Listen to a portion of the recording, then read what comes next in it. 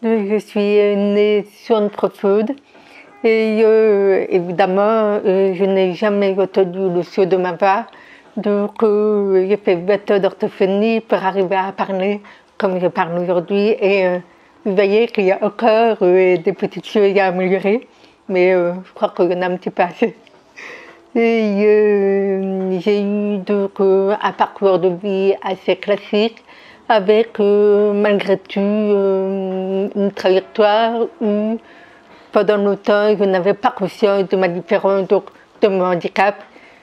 Et il faisait partie de ma vie, j'étais heureux, épanoui avec, jusqu'à l'âge de 8 ans où j'ai pris conscience de l'étiquette que la société me renvoyait, qui a été pour moi une découverte extrêmement douloureuse. J'ai pris conscience d'ailleurs du regard des gens, de cette vision négative que projetait de facto sur le handicap, avec cette notion de tu ne peux pas, ce n'est pas pour toi, tu n'y arriveras pas, ne rêve pas trop grand, n'aie pas trop d'ambition, sinon tu seras déçu parce que soit toi tu n'y arriveras pas, soit la société ne te permettra pas d'y arriver. Et donc je me suis construite avec cette image assez négative finalement de mon handicap et par extension de moi-même, puisque j'ai perdu confiance en moi. Et pour autant, j'avais une partie de moi qui était assez rebelle, qui ne supportait pas que les autres décident de ma vie à ma place. Donc, pour autant, j'ai quand même essayé. J'étais bonne élève, plutôt dans la catégorie des élèves brillants. Et j'ai essayé.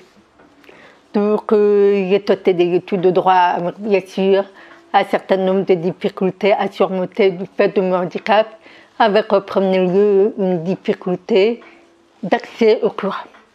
Donc bien sûr, je suis allée vers mes professeurs pour leur demander, j'ai accepté de me le mettre à disposition, et aucun n'a accepté 7 ans d'études. Donc il a fallu évidemment que je trouve un certain nombre de solutions pour pallier cet inconvénient-là. Et ces solutions que j'ai trouvées étaient basées sur finalement la relation à l'autre. Aux autres élèves de ma promotion, je me suis fait des amis, je leur ai demandé qu'ils me passent les cours et j'ai mis ensuite en place un système d'entraide collective où finalement je n'étais pas la seule bénéficiaire de cette aide des autres. Et ça m'a permis en fait de retrouver une forme de dignité où je n'étais pas toujours la personne qui avait besoin des autres, qui était en situation de vulnérabilité et d'infériorité, chose qui pour moi était absolument très difficile à vivre. Et par la suite, je suis arrivée évidemment dans le monde du travail. J'ai commencé à postuler un cabinet d'avocats avec, bien sûr, toutes les écoles qu'on imagine, c'est-à-dire comment, parmi une promotion de 1300 élèves, tous diplômés, les entreprises ou les cabinets d'avocats me choisiraient moi.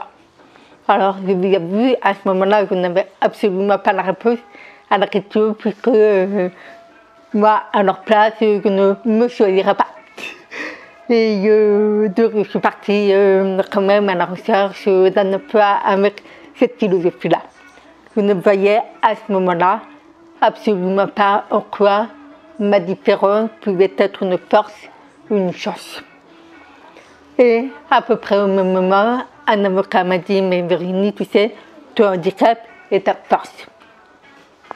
Et cette phrase est restée dans ma tête un certain nombre d'années. Elle revenait comme un refrain de manière régulière.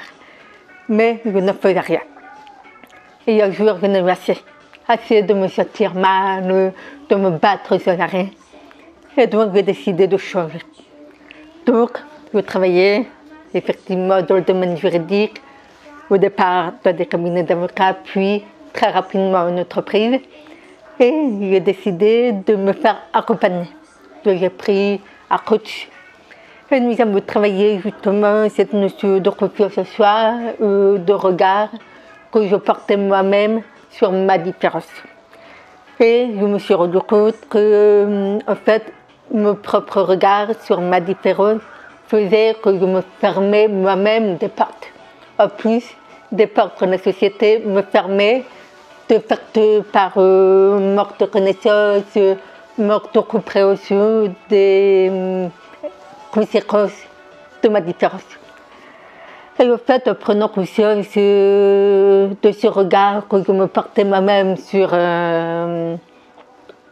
tout ce qui n'était pas possible ou compliqué, j'ai fait tomber petit à petit ces croyances et je me suis confrontée à mes peurs. Et le fait de se confronter à ces peurs fait que petit à petit on découvre que derrière nos plus grandes peurs, se cachent nos plus précieux trésors. Et effectivement, en allant explorer ces voies-là, j'ai découvert tout le potentiel qui se cachait derrière ma différence, c'est-à-dire une manière de fonctionner différente, une manière de voir les choses différentes, une manière d'agir de manière pratique, différente, beaucoup plus efficace, beaucoup plus factuelle et beaucoup plus efficace. Et donc, j'ai petit à petit mis en place tout ça dans ma vie personnelle et professionnelle. Et je suis devenue coach et conférencière pour partager au plus grand nombre toutes ces découvertes que j'avais faites moi-même au cours de ma vie. Ce qui me motive dans cette volonté d'agir et de faire agir les gens est qu'aujourd'hui je suis extrêmement épanouie avec toutes ces règles de vie que j'ai découvertes et que j'ai appliquées. Donc j'ai envie que d'autres personnes qui vivent le parcours que j'ai vécu aient aussi accès à ces clés, puissent les appliquer et vivre elles aussi une vie épanouie.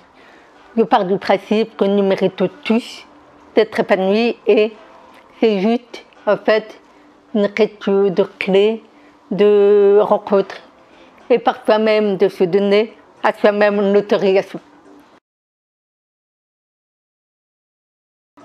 Oui, il y a un message pour les personnes qui souhaitent réaliser leurs rêves. Surtout réaliser vos rêves. Alors, bien sûr, ça paraît facile quand on le dit comme ça, mais réaliser ses rêves, c'est finalement vous mettre dans la voie de l'épanouissement personnel. Parce que quand vous avez un rêve, c'est rarement par hasard. C'est finalement là où vous devez aller.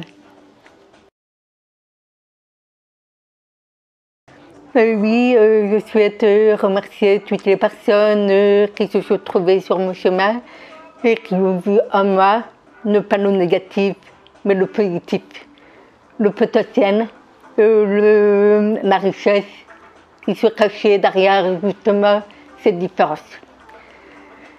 Ces personnes-là étaient rares.